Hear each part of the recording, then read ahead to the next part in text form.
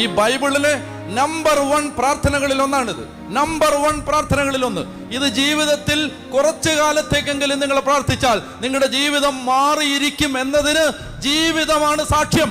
യാബസ് പ്രാർത്ഥിച്ചു, ഇസ്രായേലിന്റെ ദൈവമേ, പ്രശ്നം എല്ലാവർക്കും ഉണ്ട്, പ്രശ്നത്തിൽ നിന്ന് പുറത്തു കടത്താൻ ദൈവത്തിന് മാത്രമേ പറ്റൂ. അത് ഞാൻ വിശ്വസിക്കുന്ന കർത്താവേ, ദൈവമേ, ഈ വേദനയുടെ നടുവിൽ ഞാൻ നിൽക്കുമ്പോ ദൈവമേ എന്നെ അനുഗ്രഹിച്ച് എന്റെ അതിരുകൾ വിസ്തൃതമാക്കണമേ.